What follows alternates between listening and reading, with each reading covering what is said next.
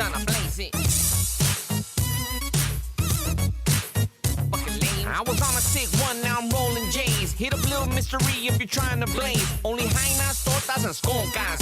If you roll me a blunt, I smoke it down to the rocha. Got the trash bag, now I'm back off the pookie. They gave me a sack, but I feel like a rookie. Getting high as fuck, that's without a doubt. Lighter underneath the bowl, trying to figure it out. Trash bag boys. I'm getting high as fuck in my dad's work truck. Trash bag boys. One faded off my ass, never given a fuck. Trash bag boys. 1 puff, 2 puff, 3 puff, 4. Trash bag boys. Just smoked the whole pound, but I'm ready for more. Verse 2, high as fuck from the last one. Trash bag boys, pass me a fat one.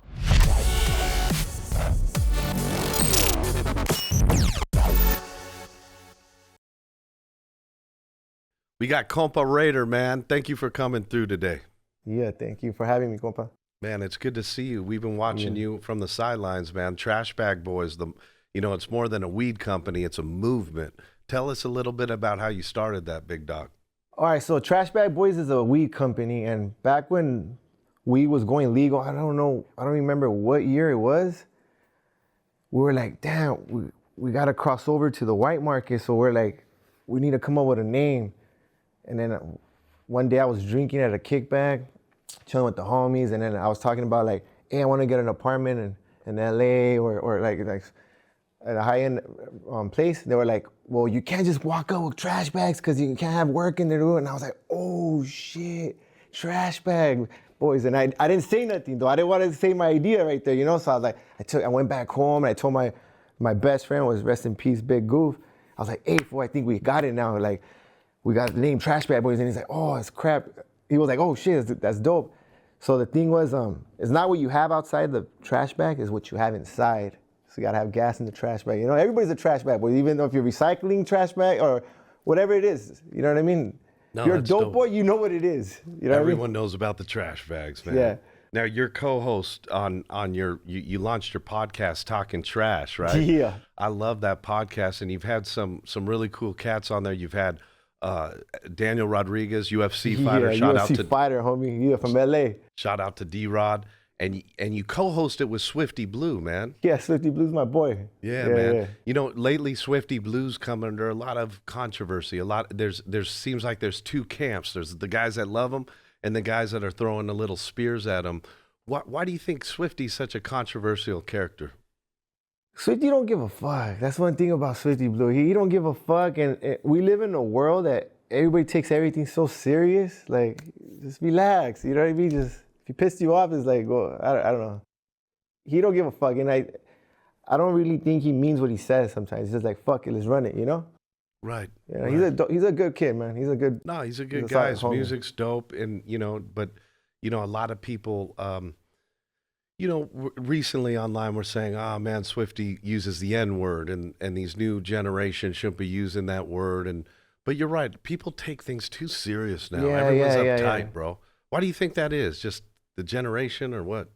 Was Swifty saying the N-word? I think he used to say it back then. Now he does. He cleans it out. People, I feel like you gotta respect that word too. You know what I mean? Like that's. I don't say it. You know what I mean? Yeah. No, it's a word reserved for a specific culture, but even Exactly. within that culture, in the black community, I've met black elders who really don't like that word either. You know? Yeah. So it's I don't say it, so keep it when in respectful. doubt, just leave it out. But what what you're pushing, man, is it's all about fun. You guys are like the Latino Nelk boys. You're out there doing some crazy shit like the one chip challenge. That was crazy. Eating like 4x4 In-N-Out burgers. Is that part of your own personality? You just like to have fun and life is beautiful, so you gotta enjoy it every day. You know what I mean? So we do little challenges and everything, but that's what Big Head smokes. That's my nephew, the one with the bowl cut. Yeah, so he likes to eat though, and he eats fast. So we just do little challenges. That one chip challenge was pretty good. The one thing I love that Big Head Smoke did is when he took a whole bunch of In-N-Out hamburgers and cheese, fries, the little red tray they give you. He made like a prison spread out of that, man. Little Southside spread. Yeah. He's hilarious, man. You guys have such a fun chemistry when you guys are just in your natural environment. Now, you grew up in the 818 San Fernando Valley, man. And you know, you told me your mom was always a hustler. Yes. You know, so shout out to mom. Shout out my mom's. And you got that entrepreneurial hustle, that grind from her. Tell us how you kind of when you kind of made that turning point in your life, and you said, you know what, I'm cool with the street life. I'm gonna have fun and grind and be about my money. All right. So my mom, I never had a dad. All right. So my mom was my dad, and she used to work Mary Kay, like hustling products, you know, cosmetic products and everything. So I seen how she's hustling, always working, and she shipped me out to Mexico for 1st and 3rd grade. And I stayed with my sister, she's fighting cancer right now, but she's gonna beat it though. Good for her. Yeah, she's gonna beat it. And you guys are from Chihuahua, right? Chihuahua. So right there, I learned how to read it, write it, and speak it. You know. Yeah, that's about it. Like we've been grinding. Tell us when you started to turn your life around, bro. Okay, when I turned my life around. All right, so I grew up in the San Fernando Valley. I went to private school. I was a good kid. My mom tried to keep me as a good kid, but once I got kicked out of a private school, went to the public school, and then I met the street life, and then that was all downhill. I didn't even graduate. I went 9th grade. I went to Silmar High, then I went to Kennedy, and then I got kicked out, and then met the street life. And once I got busted, I got caught with a gun, and I did 7 months. Once I got out, and I noticed like gangbanging was dumb because you're over here doing this shit on the streets, and then you go in there, and then your enemies are the ones spreading sopa, showing you love, and I'm like, what are we doing? This is dumb. So when I got out, I just focused straight on the bag, you know, and I started hustling. That's when I started with the growing weed. So you got in the cannabis industry, and you kind of caught that wave, that boom. It was like a green rush, right? Yeah. And so Trash Bag Boys is similar to Cookies in the sense it's a weed brand. Yes. But now it's become a lifestyle brand, yeah, right? It's like a multimedia brand. Yeah. We got podcasts, we got merch, we're gonna have tequila soon, we're gonna have a show. You're gonna produce it, hubby? Let's do it, man. We're gonna manifest that, dog. The hubby's gonna produce it. Let's do it, compa. I mean, you know, we're all about that entrepreneurial spirit, that hustler, the grind. And man, you embody that. And look at your neck right now. It's frozen, bro. You got Shout out Ice Brothers. Man, shout out to Ice Brothers. Yeah. You're repping the 818, compa. But you're also representing all the Latino cultures, bro. Yes. And can you tell me, do you feel like there's too much divisiveness in the Latino community right now? What are your thoughts on that? I feel like there's a lot of hate between Latinos. You know what I mean? Like if we all supported each other, we'll go further. But no, right now is a good time for Latinos right now. Actually, I take that back. Right now is a good time. The music, like everything, Fools Gone Wild's doing their thing. Like I take that back. Latino shit is going up this year. I got to ask you about Fools Gone Wild since you brought it up. This guy, Little Mr. E, bro. Yeah. Everyone's like, is he Latino? He's Mexican as fuck. Is he? Yeah, he's 100%. Met him? Yeah, he's my dog. Someone said he's like a Jewish guy. No, he's Mexican. I don't know why they say that. Everybody hates because he has a mask, you know? Right. That's what I'm saying. Like, I don't know why they hate. I don't get it. But nah, he's Mexican. Yeah. What, you know, again, another controversial subject. I talked to a lot of some of my older Latino partners, and they all say, hey, bro, Fools Gone Wild's making a mockery of our culture. They're pointing out the worst. And then others like yourself is like, it's all fun, man. Like, tell us, do you understand why people kind of think Fools Gone Wild is gone too wild? Because they don't think he's Mexican or he's Latino. He's Mexican. It's a meme page. It's for laughter, comedy. Satire. You know what I mean? Like nowadays, everybody's so like sensitive. Like it's a meme page. I know he's helped a lot of people that have depression, going to suicide or whatever the fuck. When they go to his page, you laugh. I've been at times when I'm like, fuck, I'm having a fucked up day and whatever I'm not feeling, and I go on his page and brighten up my day. You know, he's just, Fools Gone Wild is good for the culture. He has me laughing out loud when he does the scante. Warning. Warning. I mean, he's the dude's hilarious, man. I mean, you know, but again, you know, we all, you know, there's not a one-size-fits-all approach to comedy. Sometimes it offends people. Other times it makes you laugh, you know. But I feel you on, I think we've become a little too sensitive, bro. Yeah, we have. Big time. But you're the Trash Bag Boys. You guys are all about having fun, man. Yes. And winning and grinding and positive. Thank God, yeah, no, it's all good, man. You mentioned that you guys are doing all kinds of different strands like Goof Nerds and Sheesh yeah. And we have a strand coming with Food's Gone Wild, Broken Windows. It's called Broken Window? Yeah, we dropped it last year, and Lemonade and on Cookies, but we're gonna do it this year again too. Man, that's gonna be great. Part 2. How do you like doing the podcast? Your studio's dope, man. I Oh, love how dope. you guys did it, man. No, I like it. I was nervous as fuck. Like right now, I was a little nervous too, but this is new to me, When I got the podcast, the first ones, I had to get drunk, I had to get high, like, you know what I mean? But then I seen how dumb I look, high and drunk. I was like, oh, so I cleaned it up, So, Right. but I like it though. It's like the podcast Talkn Trash. My podcast, what it is we're like chilling with the homies, like in the garage, drinking, smoking. But now I'm sober. No, and I know you had a little situation with some drug use in your life. Yes. And advice: how do we put down the drugs, man? How do we find? You gotta. It has to be in you, bro, because you're hurting people. You're hurting your mom. You're hurting your family, your kids. You're hurting yourself. So, for me, it was just like, I'm not a lame. You can't be a lame. You do drugs, you're a lame. So I was like, I can't.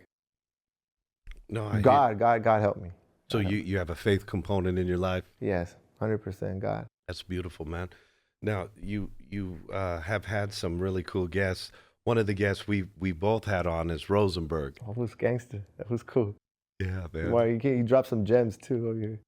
He's great, isn't he? Yeah, he's like very good. Yeah. Shout out to Nicholas Rosenberg, man.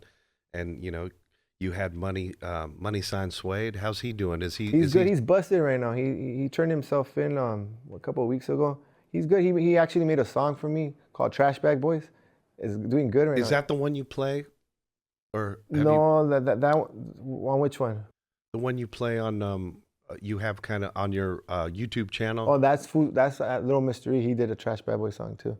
So Bravo the Bag Chasers done 2 songs for me. Swifty Blue's done a song for me. Money Sign Suede. Food's Gone Wild. You know what I mean? Got Phoenix too. Phoenix flexing. You're watching Cinemills TV. It's Compa Raider. Hit that like and subscribe button. Now, you have a gentleman on your show from time to time, your favorite ex-boyfriend. Oh, that guy. Yeah, who's crazy. That song I hear that song on so many TikToks and little Instagram reels and YouTube shorts. What's his story, bro? What's his whole deal? He came out of the song. I guess he was rapping and did the whistle thing, and then Food's Gone Wild posted it, and it went viral. You know what I mean? Then all these food pages started posting it. It was crazy. And then I got a hold of him. I was like, man, this guy's dope. When I first started my podcast, I was like, I'm gonna fly this fool over here. So I flew him. He's from Texas. I bought his ticket. He flew down here. We did the thing. It was cool. He's a cool guy, and he's Raza, Jacob. Yeah, Jacob. Shout out to him, yeah, man. Shout out to him. We got to get him on the show because I We'll love that. Yeah, that's funny. That it's great, That's like, man. that whistle, everybody does it. You know what I mean? Like, it could be a hood call. It could be you're playing dice, whatever the fuck is it. I don't know. Call your dog. No, he's great, man. I like I love that song. I think it's called Curious Characters or it's Hit great. that, no? Hit that. Is it called Hit That? Yeah. Yeah. It's great, man. And you've got a lot of expansion plans. What do you think the name of your tequila brand will be? Will it be? It would be trashed. We're gonna get trashed today. I don't know. I just thought of it right now. I haven't thought that far, but I know we're gonna do it though. When I went to Mexico, we went Guadalajara and we checked out where they do it at. So we're like, I gotta still brainstorm on it. Does Chihuahua have a tequila? Like different parts of Mexico have different, avocados, oil. I mean, Yeah. Mexico has a lot of resources. Chihuahua's the biggest state too. It's the biggest state. Yeah, in Mexico, it's pretty big. Yeah.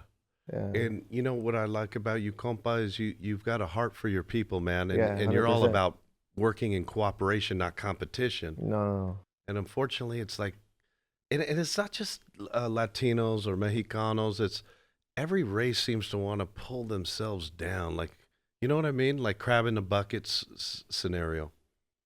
Yeah, like crabs and buckets of play. Yeah, but you gotta just think positive, bro.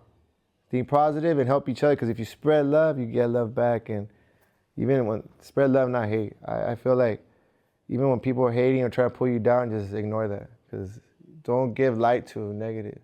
Yeah, man. Because that shit, I don't know.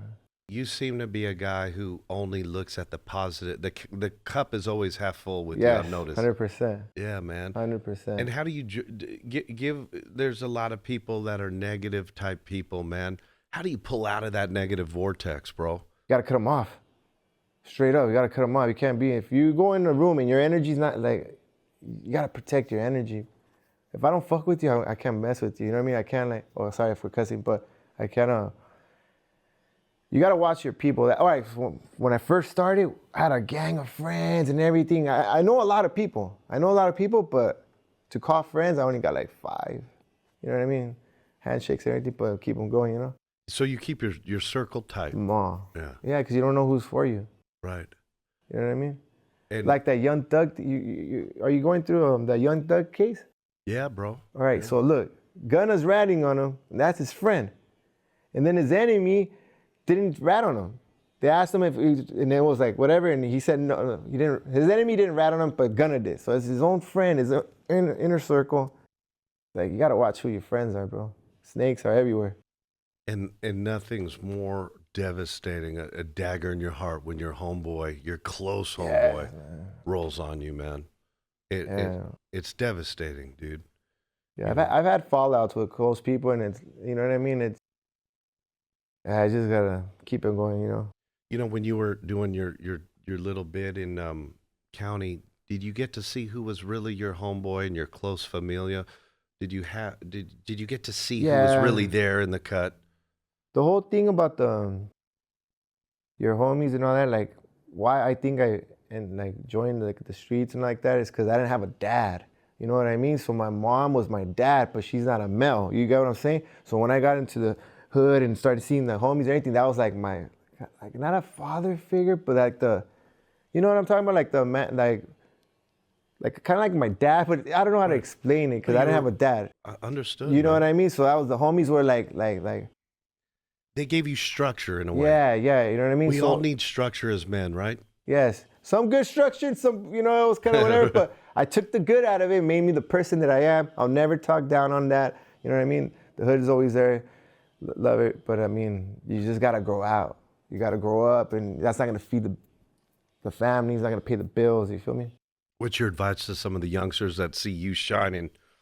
What do you tell them? What's your gem you drop? I say life is beautiful, and